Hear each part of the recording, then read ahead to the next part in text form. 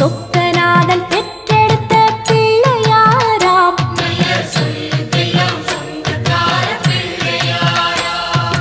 கைலாய மலைய விட்டு தெற்கே வந்தாராம்.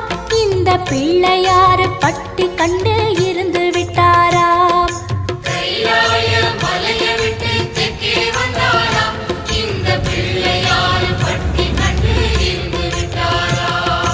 கணபதியார் வந்தாரம்மா, நம்ம உறவாக நின்னாரம்மா.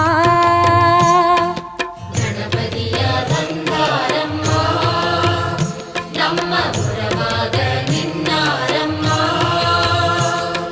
சொக்க